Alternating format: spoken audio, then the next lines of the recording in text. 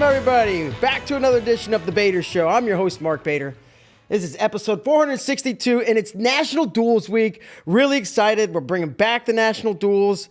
It's going to be this Saturday and Sunday in Tulsa. 16 of the best teams in the country, dual meet style, in a bracket, wrestling it through $1 million, I think, in prize money. It's going to be great. A lot of great first-round matchups and a couple of great people to talk about it. Today, their alma maters are wrestling. Let's bring them on. We've got Parker Keckeisen, NCAA champion from Northern Iowa, and Trent Hidlay, recent world champion from NC State. 10 total All-American honors between these two. So congratulations on that, fellas. How we doing, Parker? How we doing, Trent? Doing good. Doing good. Yeah, great. Glad to be on. I'm looking forward to it. Yeah, me too. Real quick, I just want to start. Parker, you wrestled over the weekend.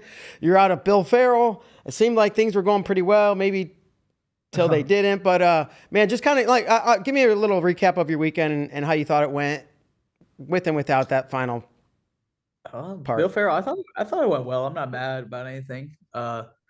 Just got some matches in. I know I'm kind of newer to freestyle. I guess I wrestled in high school and stuff, but just trying to get those matches in and honestly using the circle and doing some travel. I've never been to New York, so that was cool.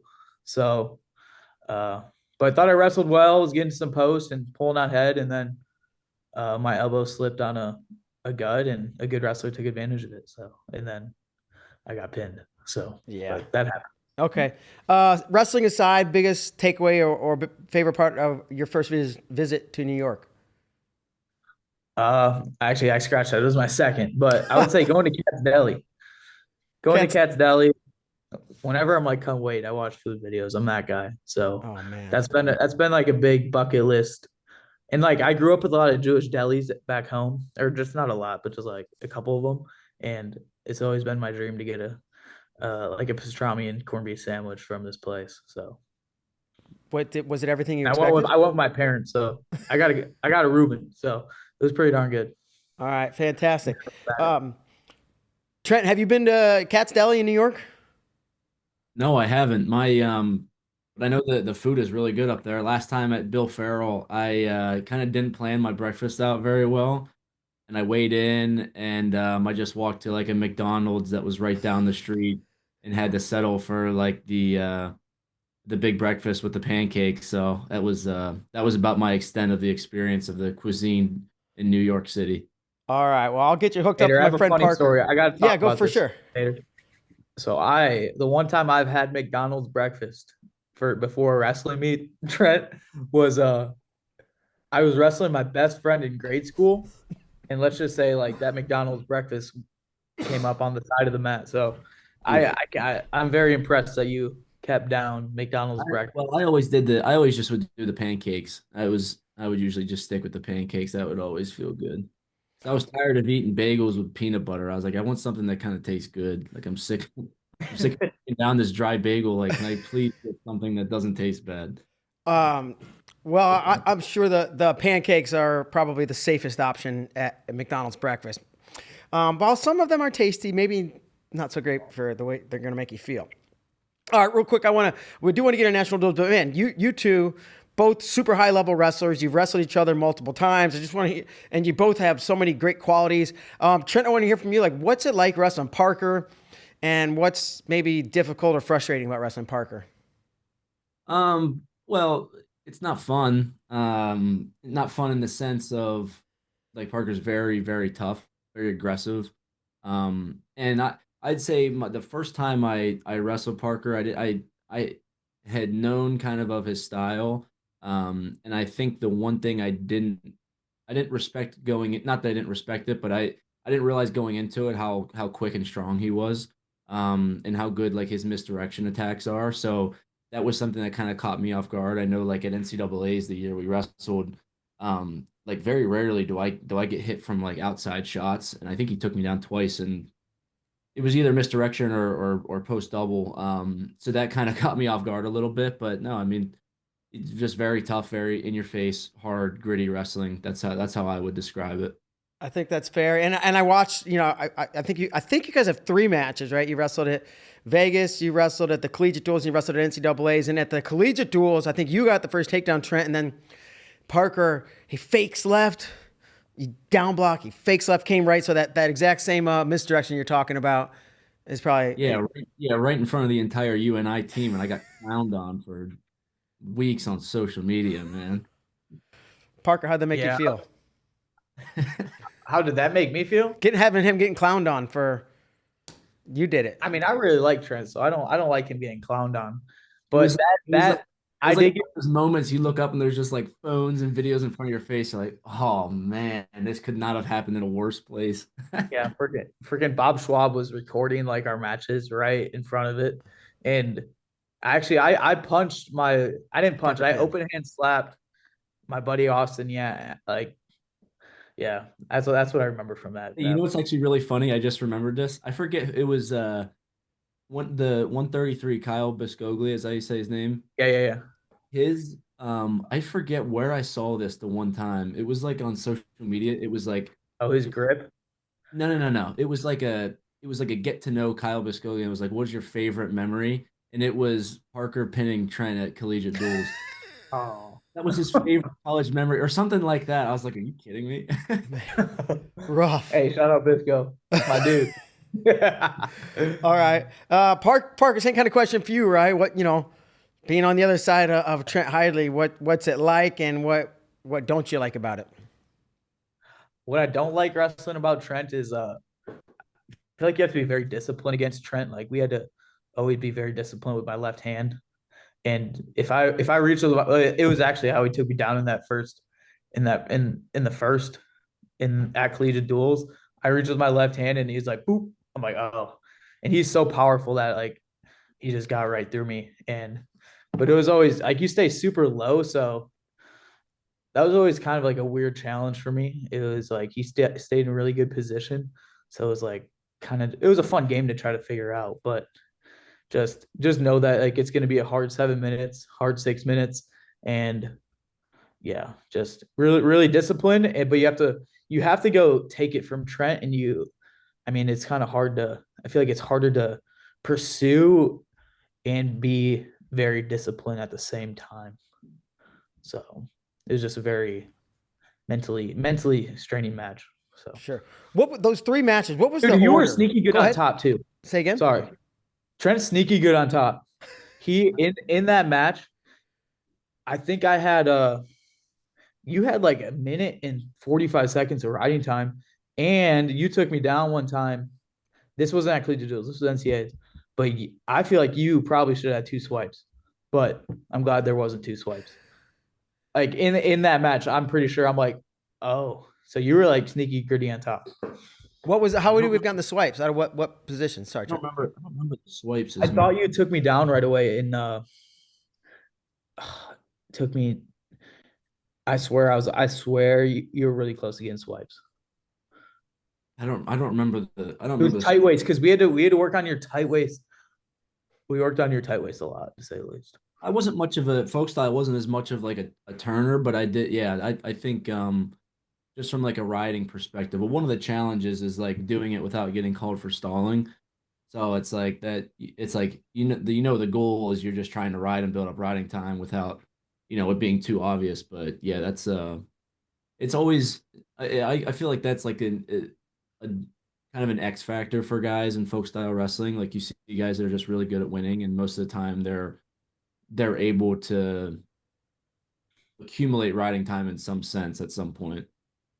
Sure. And Parker, you mentioned so clearly there was some level of getting prepared for Trent, right? We got to get ready for that tight waist or whatnot. Like, what do you remember other parts of game planning or preparing for Trent and vice versa? Was there ever any of that element with you getting ready for Parker? I think the first time at NCAAs was a little bit harder because I had just had that work. I lost in the semis. That was the second year and coming down. And that third day is kind of like when you lose in the semis, you really have to kind of work hard to like restructure your mind a little bit. And I knew it was going to be like I knew I was gonna have to get ready for a really tough match. At that point, you're just like, dude, like whatever, let's just go. So that's I don't know. That third day of NCAA's is always kind of interesting. You don't necessarily feel that much pressure because you already lost, but you're also getting ready for a big match. So I don't know if I game planned a ton going that. I probably should have a little bit more. Um, but definitely going into to Cliff King the second time we wrestled, I think having kind of felt like elbow post double, like trying to really be disciplined with my hands and not reaching. That was probably the most important part going into it. Sure. How about you, Parker? Is there? I mean, you talked about the tight waist and everything. Man, is there like? There's got to be like. We know this guy's got an underhook. Was there any like talk about that or focus on that or keep my elbow tight or I don't know anything like that? Yeah, no, it was a lot of pursue with your left hand down. Like that's what it was. It was pursuing with my left elbow in, and I don't know, that's where I like tap on the head a lot. Mm-hmm. Like I don't know, I probably got that more in my game, probably from Trent. So just being really disciplined in that. And I know we did that tight waist, but on my feet, it was actually good. It was like we would disguise it, like if like we're like, for me, like I'm not a guy that does well if like, hey, this is for Trent. So it's like, honestly, I know we were preparing for Trent and I knew the left hand down was for Trent, but like Roper would disguise it in a way where it's like, uh, where he wouldn't tell me like who. He just like, hey man, just, right hand down, like you keep your right hand down and pursue, keep your left hand down and pursue. And so like I didn't know that.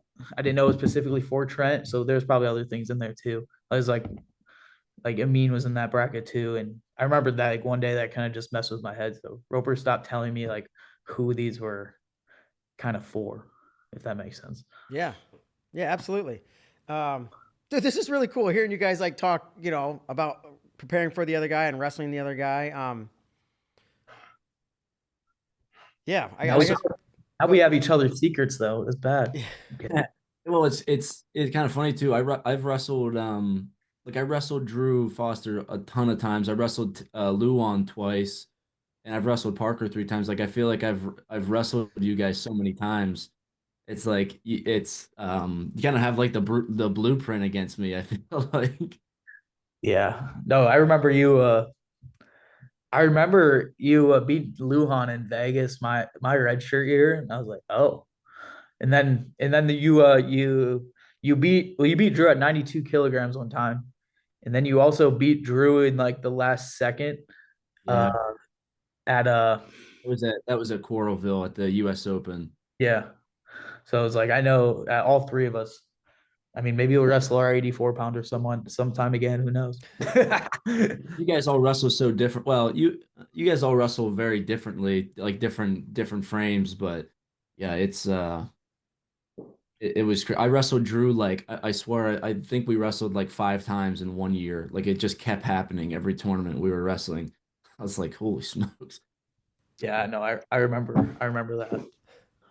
I believe UNI that is like 184U, right? I think Flo did an article a little while back and said which weight class had the most success, which school had the most success at which weight class, and I 184 for the names you just said, Trent, are the reason that that was UNI. Okay, so national duels are this weekend, right? So you guys, everything you've been just talking about, so these individual tournaments where you guys met, or you met Luhan or Foster, whoever, but this is a dual tournament, right? So I want you guys to think back like to your college experience, and like dual meets are fun, especially when they're like close or back and forth, and which I think we're going to see a lot of this weekend. One of the best first round matches is definitely this one. But can you guys just think of a dual meet from your college career that stands out as memorable and it was fun, and kind of break it down? You don't have to break down the duel itself, but just relive the experience a little bit with us. You want to go first, Parker? Yeah, I can. So I know, Bader, I should just send you the photo. You guys could put it in there. But it was the Iowa State duel this past year was like my favorite duel of all time, because we had a sold out like record crowd at the McLeod Center. And I know a packed West Gym was always something that I really wanted to wrestle in. So it was just so I got to pack. We got to pack McLeod Center. We beat Iowa State.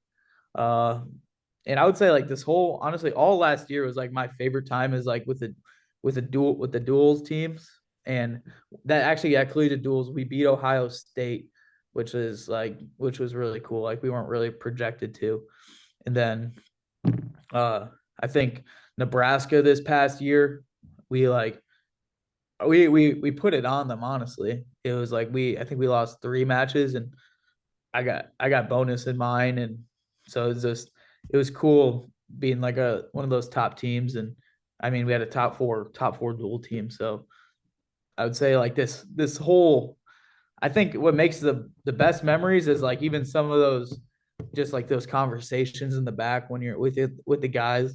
Like I remember this wasn't last year, but 2 years ago, Corey Land's making like Doug Schwab impressions, and I guess like him like showing technique. So I think just like those moments and the Iowa State duel being sold out and packed on senior night was that's an all time favorite moment Yeah. in a duel. Awesome. How about you, Trent? Yeah, a couple stick out. My my redshirt freshman year, we wrestled UNC at home. It was sold out, and it came down to heavyweight. And our heavyweight, the guy he was our heavyweight was up by 1, I think. The guy gets in on his leg, and Deontay Wilson stuffed his head, got to go behind to seal it, and the place just absolutely erupted. It was like really really cool.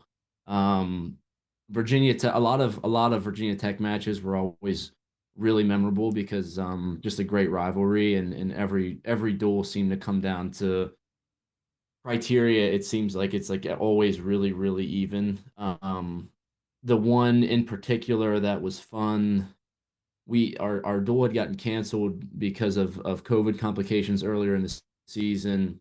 We ended up deciding to make it up, and we wrestled UNC on a Friday night, and we rescheduled the Virginia Tech match for the Sunday night that weekend. And my brother got caught in an elevator Friday night against UNC and got pinned. I had to wrestle directly after that, and it was just like that just never happens to him. It was like devastating, and it was senior night. Oh, But then 2 days later, we wrestled Virginia Tech, and he beats Mackay Lewis in overtime, and that was the loudest I've ever heard in arena before. It was just insane. And then I had to wrestle right after that, so you can imagine like that weekend I had 2 completely different experiences. But that those 2 duels definitely at home in Reynolds were great, and then the match we had against Iowa at collegiate duels the one year was really crazy. We honestly probably we didn't sell it, but we were in a position to win. At 141, Ryan Jack had Jaden Ironman on his back and almost pinned. They probably could have called it. He ended up losing that by like a point, and then it came down to heavyweight. And at one point, our heavyweight had a power half on Tony Cassiope, and the guy called potentially dangerous. And we always swear that he was gonna go over and it was gonna be the win. But no, that duel was crazy against Iowa. That was really fun. yeah, man. I'm glad you guys were sparking these. Was somebody gonna say something? It was in Destin, Florida. That was the Oh, okay. second year or it might have been the first year they did that. Yeah, no, we wrestled that one. Yeah, I remember that. Okay. I don't remember that duel, but I remember that event. It was good. We Spencer won at 25. DeSanto beat Kyorini. Tariq Wilson won, or Ryan Jack lost a close one to Ironman. Tariq Wilson won. Ed Scott pinned Caleb Young in a headlock. That was crazy. Marinelli beat Donald Cates. Hayden beat Brands. I beat Assad. Trumbull lost to Warner, and then our heavyweight lost to Cassiope. It was really good. Of those duels, Trent, that you mentioned that were in Reynolds, which one is like you demolished it? You beat up a chair and like broke into 3 pieces one time after something really exciting happened. Maybe it was that heavy. Which one? It was the UNC duel. Yeah. So whenever our heavyweight got that takedown, I started freaking out. I beat that chair to pieces. I picked up Pat, and we were like running around. Dude, there's a video floating around somewhere. It was insane. It was like that. I was like, yeah, this is why I came here, right? Like for this type of atmosphere. It was awesome. Yeah, and that's what we're hoping to see this weekend. And that's why I wanted to like jog your memories a little bit, guys. Like here, because there are like so many exciting. There's plenty of duels where you win a big one or you lose a big one. And by the time it gets to 184, that it's over. But like a lot of these matches, the ones you guys are talking about, and a lot of ones I think we're going to see this weekend, are going to be this exciting. You know, this one with you guys, NC State and UNI first round. I think Minnesota and Virginia Tech's going to be a really good first round match. But let's just kind of go through and like, you know, obviously these two teams are wrestling first round. You know, I think one thing that could happen in a weekend like this is like you're gonna have like a breakout star or at least a breakout performance, right? And you know who the really good guys on the team are. You know who's supposed to win, but a lot of times it's these toss-ups. It's a 10 versus a 20, or you know, two unranked guys, and you guys have. And actually, Nikki, if you want to throw the lineup up, I got the two different images there. But yeah, if you guys think somebody might have a breakthrough performance, who might it be? I would say in this duel, just in this duel speaking, the one match that I'm really excited to watch is 165. It'll be a freshman for NC State, Will Denny versus Ryder Downey. I really enjoy that matchup because Will Denny was kind of a pretty big recruit, really tough. I don't think, really hasn't wrestled yet enough for people to know him, but I think he's going to be, really, really good for NC State. And on the other side, you have Downey, who's just been really consistent, hasn't had like the performance that he's wanted at NCAA's, but he's very capable of being a top guy in the country, and he is. And I think, and Parker can discuss this with his team, but I think one of the themes I see with UNI is like who's gonna carry that torch of the leadership role. And I think Downey's a guy that you probably look towards for that. Knowing his personality, knowing how much he means to the team, how hard he wrestles. But that match in particular, I'm looking forward to seeing how a young guy and Will Denny kind of approaches a veteran guy like Downey. Nice. Parker, what do you think about that 165 matchup? We lost your audio. What happened? This happened earlier in the deal. Can you hear me now? You're good. I swear I have bad internet. No. I'm excited. What's his name? Will Denny? Will Denny. He's from Illinois. Yeah. Sorry. Yeah, I should have looked at the lineups before, but I'm excited to watch Ryder.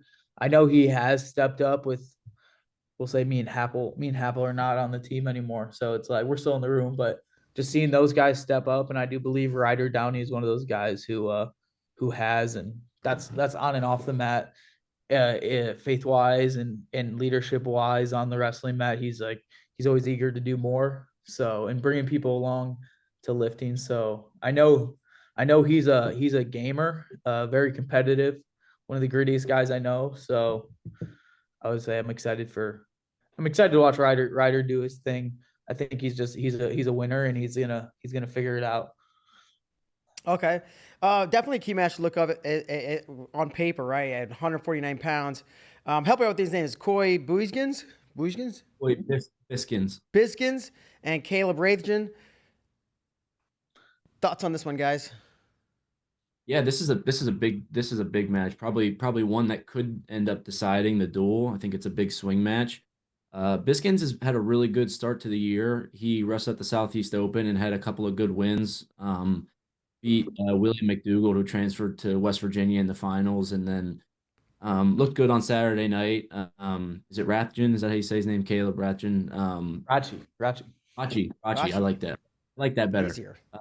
Rachi, transfer from Iowa has been really good. And now kind of in a different atmosphere, different environment. I think he could have a really good season.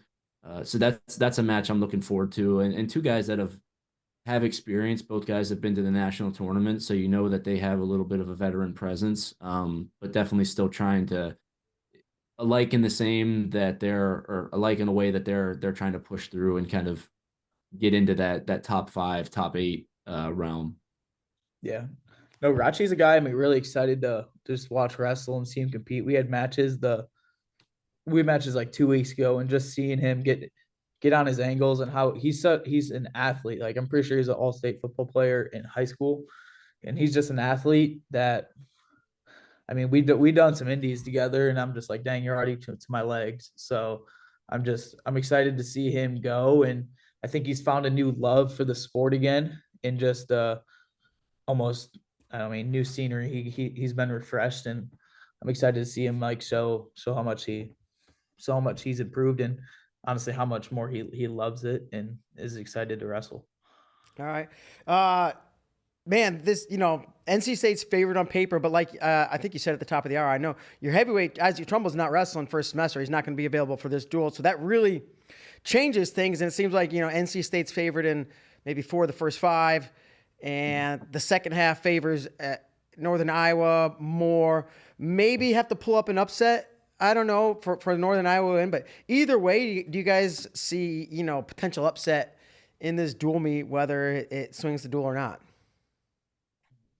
Yeah, I think, well, and here's the thing with both of these programs, and one of the reasons I love this match is like you've got, to me, and obviously a little bias in NC State, but like NC State and UNI to me are 2 programs that have the right values, like the right core principles of NCAA wrestling, like work hard, do the right thing, compete hard, and I think that culture is a huge thing for both these programs. And, here with Pat Popolizio, it's like the number one thing. It's always culture over everything. And anytime you hear Coach Schwab talk, it's like our culture is most important. So I think that's probably what excites me the most about this matchup is that you have 2 programs that are competing for the right reasons. And you know that when their guys step out there, they're competing hard and they're doing it all for their team, right? It's not much of an individual basis as more as like I'm putting on for my team, right? When I step out there, I'm wrestling not just for myself but for my brothers. So that's the when the most exciting wrestling happens. There's gonna be a lot of passion. I'm sure the coaches and guys, like there will be some matches where they get into it a little bit, but just knowing like how passionate both coaches and teams are, and the strength of the culture, it's really exciting. So yeah, there'll be unpredictability, right? Somebody will show up on one side that's probably a surprise, but that's why the duels are so good, because it's an opportunity for maybe someone that's not highly ranked or not highly talked about to step up and win a duel for their team. That's the best part. Yeah, that's something I'm real excited for, to kind of just to see some guys that haven't had their opportunities have their opportunity. Like Caleb Runyon, I know he broke your finger in Vegas actually. Well, it looks better now. It was like I got mallet finger because I landed right on it. So I Yeah, had to be in a splint for like 8 weeks. So thanks a lot, Caleb. yeah. I'm excited to see him. Him finally get his. I mean, he was behind Wyatt Volker last year and been behind some guys that have done pretty good at the NCAA tournament, and just the opportunity for him to. I mean, he's been one of the most consistent guys for his 5 years at UNI, and just being that guy. Like we had some wrestle offs, and Doug's talking about like you still love the guy even at 84, like you still love the guy. Like I had met with like CJ actually lost the wrestle off to Nick, and he's like, hey, I don't care, no matter who goes out there, like they're gonna be ready to roll as like at 184. So like just having the pride in the weight class, and I see that throughout our team is and your guys' team as well. So it's just that part, like Wyatt and Caleb Runyon and even Nick Fox. I'm really excited to see the jump that they made, and have an opportunity to finally wrestle guys that, I mean, aren't in their room. So just get the opportunity to compete. Yeah, it's going to be really 184 and 197 are really interesting to me. Because like Parker's saying, on both sides, there's guys at 84 and 97 are people stepping into the lineup kind of for the first time. So at 184, the guy we have actually took like a year and a half off. He was at NC State and then he was going to transfer. It didn't end up happening, and now he's back for a 6th year. And then at 197, we'll have a true freshman in Keckeisen Howe from South Carolina. So it's like a lot of unpredictability there, and I'm just interested to kind of see how they perform against, like Parker said, 2 guys that are getting their opportunities. What's the I was going to ask you, Parker, what weight is is it Gunderson? John Gunderson? What weight is he at? Uh, he's at 97 or 84. He's battling some injuries right now though, so I don't think Dude, I'll tell you a crazy story about John Gunderson. I oh, had never, ever in my life seen this. We're at the OTC like 2 summers ago. We finished practice, and I look over, guy is just literally repping out one arm pull-ups like it's nothing. I was like, okay. I was like, he's got to have like a band or something, like a step on. oh, Then a minute later, he picks up a kettlebell and is holding it with his one arm and continues to just rep out perfect pull-ups. I was like, dude, this might be the strongest guy on planet Earth. oh, John Gunderson. John Gunderson is the strongest dude of all time. And he's got a crazy Winn-Dixie. You want to hear a funny story about John? Yes. Two Kansas City NCAAs, we're having like our last like practice, and it's like a 3-minute, it's like just a 3-minute go. I get Winn-Dixie to my back twice in that 3-minute go right before NCAAs. I'm like, thanks, John. I feel super happy about myself right now. But yeah, it was, yeah. So he's a guy that's like, I swear he can grab my hamstring and I'm like, he's already like, he just pulls me across the mat. I'm like, wow.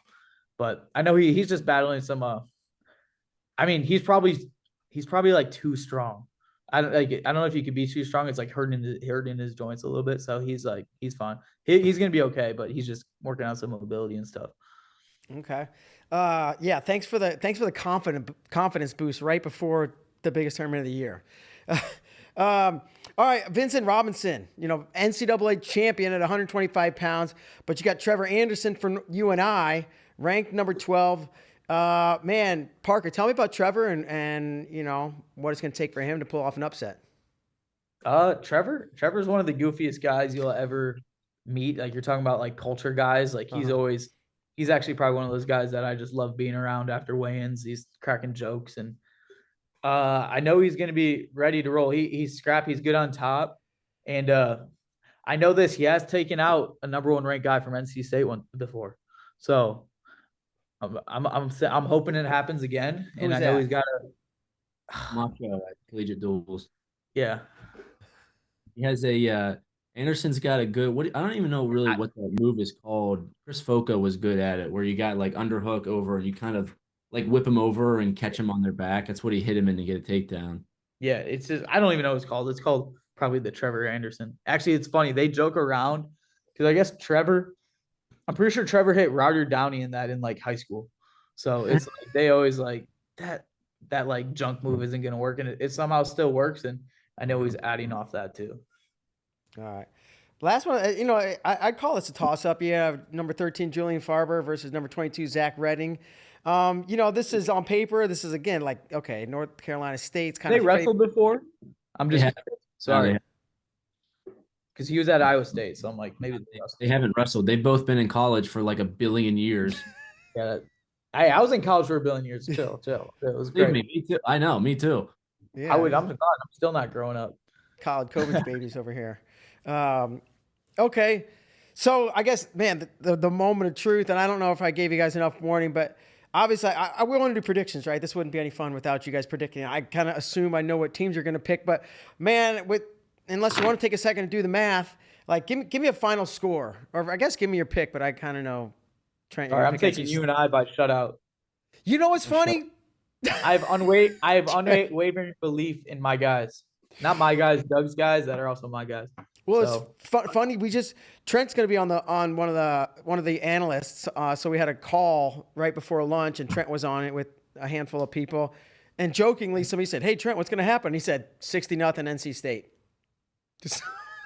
No, we even talked about maybe somebody from UNI throwing a headgear. I think I talked myself up to 60 to -1. Who's going to throw a headgear at UNI? I'm not actually. I can't give you guys that. Can't let you guys rage bait anyone. The rules are it's like they're going to be really strict with the headgear rules this year. So I feel like there's going to be a lot of team points in dual meet. They pretty much they said if you toss it, if you throw it, or if you like roll it across the mat after, they're going to ding you. So it's like it's kind of a joke, but like it's going to be brutal. That's like the flags for celebrating your touchdown in NFL a couple years ago. This is ridiculous. Let's have some passion. We need some passion. Hey, all I gotta say is Trent probably should have got a team point takeaway when he broke that chair. Then I don't care. That was behind the mat. That was in play. If you're off the mat, can you throw your headgear? I think if you're off the mat, that you're fine. But anything on the mat, they're going to be watching pretty closely, I think. That is the dumbest rule. Maybe there's a dumber one, but that's one of the dumbest rules. They need to get rid of it. They need to especially you said if you just roll it like a bowling ball, like from what I think they've been told, coaches have been told that's how they're gonna be pretty strict on it. So it's tricky because like a guy's so pumped up on adrenaline and he just it's like the UFC fighter throwing his mouthpiece into the crowd. Or it's just like there's no, and I get it. You don't want a guy to throw his headgear in anger or throw it at somebody, but I feel like you don't see that a lot. I feel like you see the team point taken away more for a guy who's excited than a guy who's pissed off. Yeah, for sure. It's a joke. It's bad. But anyways, predictions. It's gonna be tight. With Trumbull being out, it makes it really, really interesting. Not that match was a gimme, but that was one where NC State was favored. For sure. I think it come down. I mean, obviously, the matches I'm looking forward to most are 33, 49, 65, 74. We didn't talk about 74. Singleton is going to be a great match. They wrestled first round at NCAA's last year, and it's close. I feel like they've wrestled a ton in their careers. What was the score of that? NCAA. I should know that. 4-2, I think it was. 4-2. It was close. Yeah, 33, 49, 65. Or yeah, I think 65 will be close. 74, all really tight matches. And then you got a lot of unpredictability at 84, 97. Give me the Pack by 6-4 split. I don't know the score, but we'll see. I feel confident that NC State can get the ones they're favored in, and then maybe pull off an upset or two. Okay, 6-4 split. That's a fair. You don't have to give the actual score. That counts. Parker, thoughts on why Trent's wrong? I think Trent's wrong because it's gonna be 10-0. I'm not picking against my guys. I believe in Trever Andersen that he can beat anyone in the country. Julian Farber is also one of the most consistent guys I've ever seen, and just the work that he puts in. I'm excited for him to. He's always controlled his weight good, so I know he's gonna go out there and. I know. What you see is what you get with him. So it's like he's gonna get to his underhook and go to work. Corey Land, he's up this year, controlling his weight pretty good, and he's one of the most talented guys I've ever seen. So I don't know. I'm going through the lineup I gotta take my guys, man. That's fair. I'm that guy. It's gonna be too. Bonus points could be a huge factor. You've got to think UNI at 285 is thinking bonus. Anywhere that you can get bonus in a dual meet like this is really big. And remember, it's not that it's not hard, but it's not that difficult to get a major anymore, right? If you get it's still a really close match, and you could get a major decision. So I don't know. Bonus points could become a big factor if one of those guys that are favored, or they guys get a couple of majors, or if somebody gets a pin. Anybody can get pinned, and I know that from experience. So yeah, who knows? We'll see. Anybody can get pinned when they're wrestling UNI. So we'll see. Parker, I think that was a shout out. I know that too. I know that too. All right, how about this? Let's take UNI and NC State. Bader, I'm kind of boring when it comes to that. I'm gonna just be honest. Parker, we love you. It's okay. We're gonna say there was a double disqualification first round, and NC State and UNI. Schwab and Papalizio got in a fight during the handshake. They threw both teams out. Who wins this tournament? Your schools are eliminated. Who do you got winning dual meet tournament? Well, okay. I was looking at the bracket. I wrote it out a little bit. I think Oklahoma State's going to beat Iowa in the top semi, and I think Nebraska is going to beat Ohio State in the bottom semi. So between Oklahoma State and Nebraska,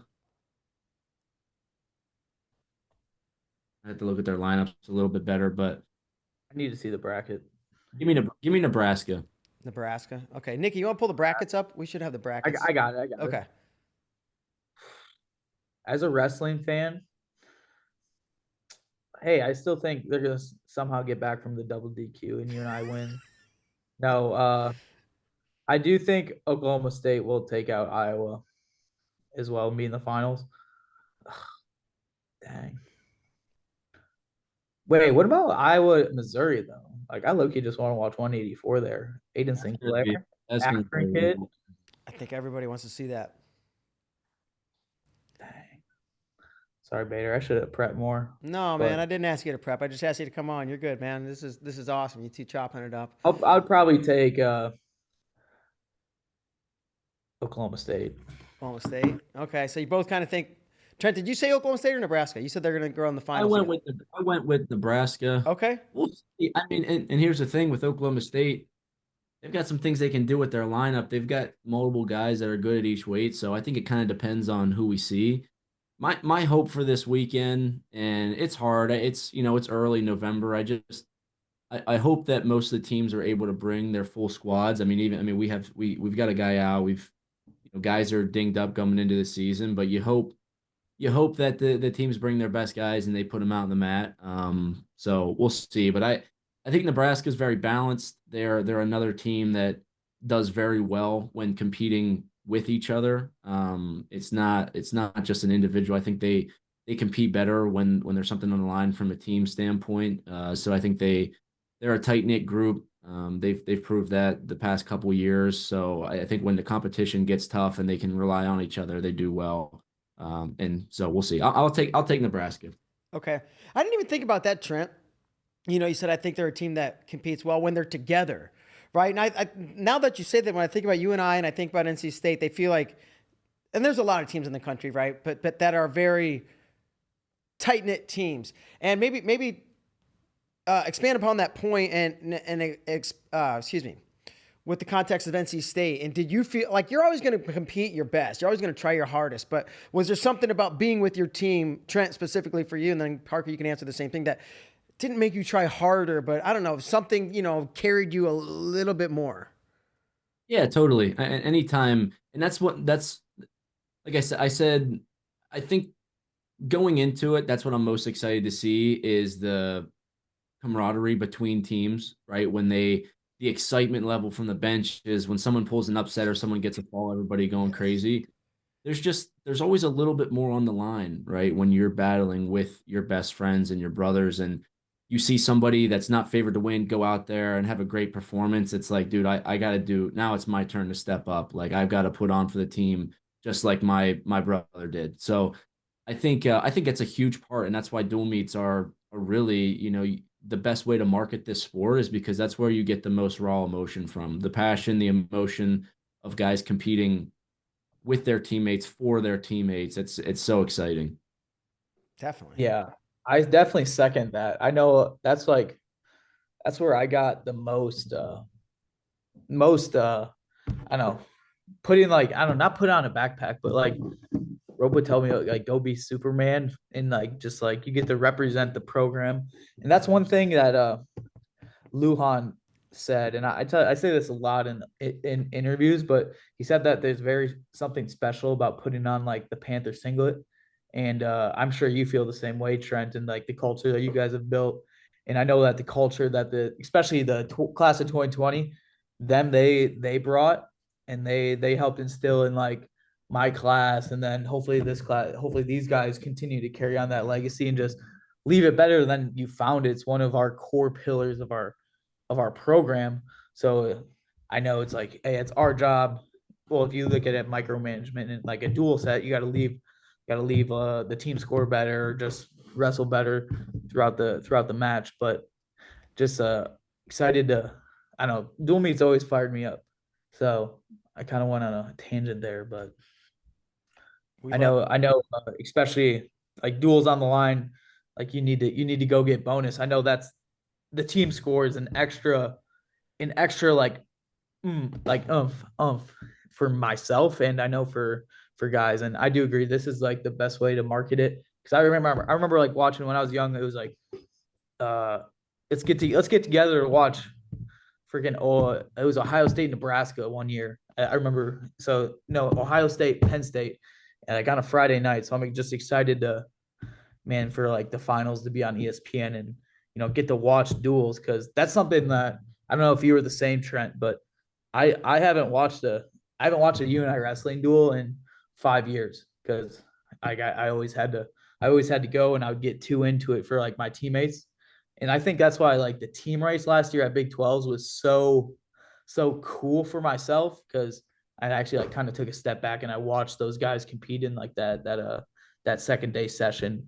So, but just being able to watch these guys is like, and yeah, just I don't know, you get extra from a dual meet in the crowd. So Hell yeah. I get way too much anxiety watching the guys wrestle. But I don't know. It's gonna be hard. I gotta be good about it though, because I'm on call, so that'll be a challenge for me.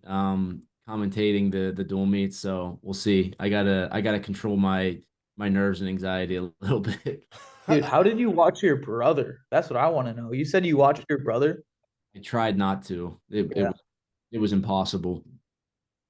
Yeah, I know. It's like that's one thing. That's like one thing Max really told me once, like when I was really young, is like you have to kind of take yourself out of you have to be selfless. You have to be selfish so you can be selfless and give your best effort in those 7 minutes. So like I couldn't watch Trever Andersen or like Lance Runny and my roommate, one of my best friends who always go before me. Like I couldn't watch you, and I couldn't even like put emotion into it. Like even if they won, like you're still like numb to like what's go ahead, because you have to go do your job at the duel. So it's fun, but also, I mean, I'm excited to watch a duel for the first time. Yeah, man. It's gonna be awesome. It's gonna be so much fun. I know we got practice here starting in just a couple minutes, so we can kind of wrap it up here. But guys, maybe just final thoughts on it. Could be this duel or just the concept of national duels in general. But yeah, I'll let you have the final word. Either of you, both of you, together, or separately. Yeah, no, I'm excited for it. Like I said, I think I'm looking forward to teams bringing their best lineups or who they have that can compete, and just putting it on the line, and that energy, the passion between guys on the team and programs representing your team. I think it's really special. I think it's going to be a great event to watch. I think you're going to see a ton of excitement, a ton of upsets, especially early in the season. So it's going to be great. Looking forward to NC State, UNI, two programs that I respect a lot, two coaches I respect a lot. So it's going to be fun to see them scrap. Heck yeah. No, I'm excited to see, like Trent said, is like, man, this is wrestling in the best way to present the sport. Excited just to be a fan and watch the guys scrap. And I hope no one like kind of like holds out. I know it is early, but I also hope they like, man, there's 4 matches. I hope like every guy goes, to say the least. And there's no that's one thing I always like admired about you, Trent. Like it was actually at collegiate duels. Like you just beat me in Vegas. Like you didn't have to wrestle me. And I always like really admired the guys that every time they had to wrestle, they wrestled. And I mean, I think that shows a lot of character and like obviously some dog. So I hope everyone goes these next couple duels, at this event. Yeah, let's bring out the dogs. Trent Hidlay, Parker, Keckeisen, thank you guys so much for joining us. We're really excited for national duels. It goes down this weekend. You can catch it on FloWrestling. Trent's going to be on call on one of the matches side by side with JD Raider and a host of other talent. So that's it. Thanks everybody for tuning in. Thanks to Trent and Parker, and we will see you guys later. Bye. Hey, Parker, go Birds. Oh my gosh. Yep. Did you watch the game? I watched the first half. I had to go to bed. Yeah, I didn't even, dude. I have YouTube TV, so I didn't get to watch. I was as my girlfriend. I was actually pissed off. So, but I saw that missed kick, and I'm like, it's not that bad. We'll see you in January. How about that? Yeah, hopefully. All right, we'll see you guys later. Hey, thanks guys. This was freaking awesome. I really appreciate it.